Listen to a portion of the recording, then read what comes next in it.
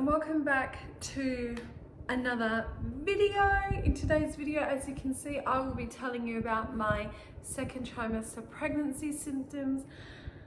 And let me just tell you, second trimester is just amazing on so many levels. And any really pregnancy symptoms that occur, they're like nothing, nothing to worry about. So let's dive in. For those who don't know me and you're new to my channel, you're new to watching my videos, my name is Lauren and I am 32 weeks pregnant. I'll be going into 33 weeks in like 2 days with my first baby. Baby boy is on his way very soon. So I am behind in updating my pregnancy journey. So that's why I'm doing this. So let's dive right in and get it done. So I did some research, obviously when I found out I was pregnant, what to expect. That's why I thought I'll just come on here and share with you my experiences. Most of what I experienced is what's out there in terms of research. There was really nothing out of the ordinary. So research will tell you that you will experience body changes. Obviously, your stomach will get bigger, your breasts will get bigger, you'll get stretch marks, you might experience UTIs, vaginal discharge, leg cramps, dental issues, you know, all that sort of stuff, which is true. I did go through most of all that. So let's start. Let's start with the growing belly. So let's just go by, second trimester begins about week 13, week 14, depending on where you live in the world and what website or app you're following, to about week 27, roughly 26 to 28. So this was week 14 was when we did our harmony test, which is a blood test. Like I said in my first video when I did a wrap on my first trimester, at week 14 we did the harmony test because I wanted to find out the gender of the baby. I didn't want to wait for a scan. I'm very impatient. And it also tests for other chromosomal abnormalities as well, and it's about 99.99% accurate. So we found out we were having a boy, and really that's just when all the fun began, because I was coming out of feeling like nauseated and fatigued all the time and just so emotional all the time to just feeling great, and I felt more like myself, like Lauren is back, and I just felt lighter and happier and just so excited. I can start planning for my baby room, and I can start buying things. So that's what I mean, you just feel so much better. Obviously your appetites come back, you start eating, so the belly starts growing. You do go through a bit of an awkward phase where, are you pregnant, or are you fat, or are you bloated? Like, you know, people don't really know. So that week 14 as well was roughly when we did our announcement that we were having a baby. So you're sort of like out of that sort of danger zone as well. But really you can tell whenever you want, whatever's comfortable with you. But yeah, that was when we did it as well. So then that way people knew, yes, I'm pregnant. And that's why I was acting weird all those weeks. In terms of growing belly, they say that your breasts get larger. Now, I really don't feel like my breasts have gotten bigger. And I'm gonna sound so stupid saying this, I can't wear bras anymore. And the reason why I can't wear bras anymore, I just feel like they're too tight. So either I've gotten fatter or my boobs have gotten bigger, or I don't know, the bump is higher and then you got this thing digging in. It's so uncomfortable. So I'm getting around in crop tops, but I just feel like I don't think I've gone up in a cup size, but what I have noticed are my nipples and my areola have gotten larger and darker. Like I would stand there in the mirror and look at myself and I'd just be like, oh my God, like this is out of control. Like, yeah, it just, well, yes. So definitely I've noticed that change. And they say that, you have breast changes because obviously everything is related to your hormones, but basically it's to direct baby where to go, because they have very poor vision when they're born, and they can obviously see that. So that's why that happens to us ladies. Week 15, I'm gonna go in order of what I remember, otherwise this is gonna be all over the shop. But week 15, I experienced round ligament pain. Now, round ligament pain is a sharp pain that occurs roughly in your groin / lower pelvic region.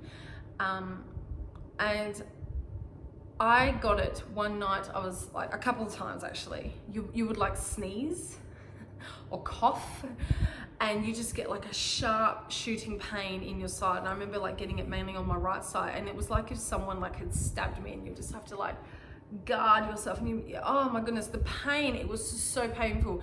But as bad as it is, it lasts literally, like by the time you experience it, it's gone. Like it doesn't, it's a shooting pain basically. It comes and it goes. But yes, definitely that. And I also experienced a lingering round ligament pain a few times during my second trimester, because I started feeling so great and energized that I started doing a lot more. Now, we live on a large property which needs, you know, upkeeping. And so I was like, right, let's get out there, let's get in the garden and start doing things. And then later on in the afternoon, I literally cannot walk because my stomach is just like, I'm in so much pain, I have to hold my groin. Now, round ligament pain occurs basically the ligaments that are holding your uterus are like stretched because of your hormones. And basically it's your body's way, when you get this pain kind of thing, you might be overdoing it. And that's what I found. When I did too much housework or any kind of heavy movement or fast walking, things like that, that's when I experienced that pain. I also experienced it, I think, at about week 22. And that lasted about 2 days, to the point I got worried and I had to go see the midwife, and I had to tell them what I was doing, and they were like, yes, you need to take it easy. I mean, it varies for everyone, but that was me. For me, it was bad enough that I had to be on bed rest for a couple of days. For some women, they might have to wear a support garment, like a belly band. But yeah, you do worry when you experience pain, you know, that's the thing. But yeah, it's definitely round ligament pain. Week 17, very, very exciting week. I remember I was driving home from the shops and I felt this funny, fluttery sensation in my belly. And I was like, I think that's the baby. And yeah, it was. The next day around the same time, it occurred again. And it was sort of like that for like a week or so. And then every day and every week go on, you would get like proper kicks, and you can see your stomach like pulsate and things like that. It was just so exciting. And that's just the best part, because your stomach's getting bigger and you can actually feel baby move, and it's just so reassuring.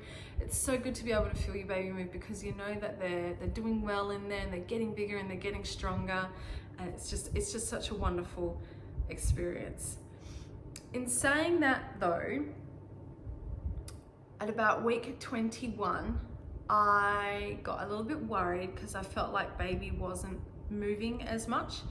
So like I said, up until that point, I felt like every day the kicks would get stronger and you just feel it more, to the point where you'd be like, oh my gosh, like the baby kick, like it would just take you by surprise. And like for the last like 24 hours, I didn't feel like what I normally felt. And I'm very fortunate, like I said, I am a nurse, I work in a hospital, I have access to midwives and doctors. And I was lucky I was able to talk to a midwife, and they ended up just putting the Doppler on me, and we could hear baby's heartbeat. So obviously he was fine. But what I want to say here is that there will be women who go through their pregnancy and they feel their baby's movement a particular time every day at the same time, like whether it's every morning or every afternoon or every night, whatever it is.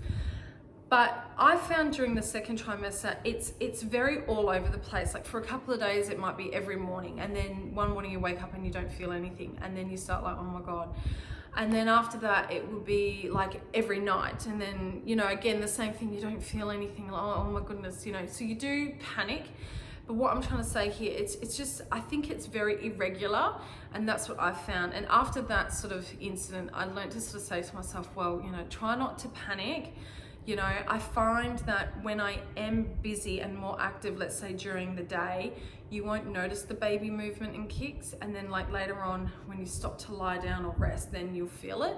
So that's definitely something that I've noticed. So if I'm worried, I just tend to have something sugary to drink, they say. So, you know, have a lemonade or a Coke or some chocolate, whatever it is, get a bit of sugar into your diet, maybe you're a bit dehydrated, drink some fluids, and then you'll find that you can feel baby as well. Week 20, I had my anatomy scan. So that's the big scan that they do here, where they measure everything head to toe, baby's organs. Generally, they'll let you know the gender if you haven't done the Harmony test or you haven't found out prior to. We definitely were having a boy, they could see that. And but Bub was growing well, he was on track, everything was good. So that was wonderful to experience and to see as well. In terms of weight gain, I actually lost a couple of kilos in my first trimester. So up to about week 26, week 28, I'd gained about 6 kilos throughout my entire pregnancy. So that, according to my height and weight for me, that I was in recommended guidelines as well. So that was really good, because for me, my second trimester was pretty much around Christmas and New Year's time. So there's a lot of sweets and a lot of food going on. And that leads me into the next thing that they do. They do bloods on you in your second trimester. They recheck all your hemoglobin and iron stores, and they also do a diabetic test on you as well. So around week 26, week 28, you go for your glucose tolerance test, which is to look for gestational diabetes. Now, for those who don't know what gestational diabetes is, basically a woman can experience diabetes when she's pregnant, and it's basically it does have some things to do with your diet and lifestyle. There is a bit of a genetic component. If your mother had gestational diabetes with you, you're sort of at risk that you're going to have it. Certain races around the world, or populations around the world, are more higher risk of having gestational diabetes as well. But really, you could have gestational diabetes this pregnancy, and then your next pregnancy you won't have it, because it's all controlled by the placenta, and there's really not much that you can do. Obviously, regular exercise and trying to eat a healthy diet, which you should be, because you want to be giving your baby heaps of nutrition and the right vitamins and minerals. But really, you could be a very healthy person and you can still get gestational diabetes. So it's a bit out of your control, but it's a test that they do. It's a 2-hour process. So you have to go there fasting. They take fasting bloods. You drink this sugary drink, which is like a flat lemonade. And I took a sip of it and I was like, oh yeah, like this is not too bad. And she's like, you got 5 minutes to drink. It was probably about maybe like 200 mils. Like, it was smaller than a can of Coke, but yeah, anyway, you struggle, put it that way. I'm like, so first sip, I'm like, yeah, no worries. And then she's like, hurry up. And I'm like, oh my God, I'm struggling. Thing is, you cannot throw it up. If you throw it up, you have to start all over again. Come back another day and start all over again. So you got to keep it down. Anyway, so I did that. Then they make you wait an hour. After an hour, they do a second blood test. You wait a second hour, and then they do a third blood test, and you can go home. So I suggest downloading some Netflix or bringing along an ebook, music, whatever it is, because it's very boring sitting in the doctor's surgery for 2 hours waiting for your bloods to be done. But I came back negative, thank goodness. Because like I said, it was around Christmas time. I actually had my gestational diabetes test done like a couple of days before New Year's. So there was a lot of chocolate and pavlova going on prior to that. But I was good a couple of days leading up to it. I kind of did like a sugary fast, but yeah. So one less thing to worry about. Now, I've kind of talked about mainly positives. There was real no negatives, but I did have some adverse sort of symptoms, or not adverse symptoms, but I had some negative symptoms, I guess you could say. So the first thing is, and you probably noticed in this video or in my previous videos if you have watched them, I'm always sort of like sniffling. that's because I've been experiencing blocked nose and blocked ears, I should say. So my nose, I experienced blood nose or bleeding nose during my second trimester. Not like coming out, but like I feel congested, and I blow my nose and I notice like I've got blood. It's like dry blood. So I just constantly feel like I have to like get air in, like, you know, like you just feel stuffy basically. And I've got it right now as I'm recording. I also get blocked ears, mainly the left ear, occasionally both ears. And it's just the worst feeling, because you can hear yourself talk and it's very hard to concentrate. Because if anyone, I mean, most people have been on a plane, you know what it's like when your ears get blocked and you have to try and pop them. It doesn't work. You can try and hold your nose and chew and yawn and nothing really works. It just comes and it goes. But for me, it would last majority of the day, coming, you know, getting the blocked ears and on and off throughout the day. But it you know, it doesn't hinder your lifestyle. It doesn't stop you from doing anything. It's just something that you experience. A couple of times I also had bleeding gums when I brushed my teeth, and that's just because of hormonal changes again. Obviously you just have to be gentle, but no big deal.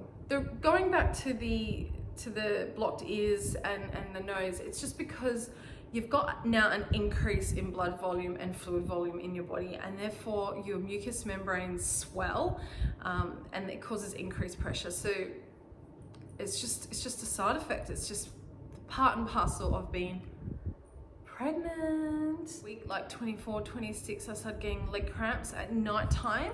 You would like wake up and you'll be like, oh, I think I'm getting a leg cramp. And by the time you realize it hits you, and it's just excruciating pain. If, you know, many people have had leg cramps, so I'll understand what I felt, to the point where the next day I could hardly walk. It was like I'd done like a calf workout in the gym. I was just in so much pain. I was like hobbling. It was just so painful.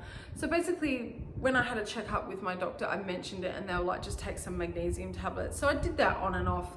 I didn't take magnesium every day. I just took it as I sort of felt needed. And yeah, it's a symptom that I kind of knew that would just pass. It's not something that is there all the time, and that again is related to the doubling of blood volume and maybe a bit dehydration. It is summer here where I am. Okay guys, so that pretty much sums up pregnancy symptoms of the second trimester, because there's not really that much negative about it. It's just bliss. It really is just wonderful, because most of the symptoms that you experience, it's just like your belly getting bigger, your body's changing for the best, you can feel baby, you can see baby, and you can really start planning and nesting. It really is just wonderful.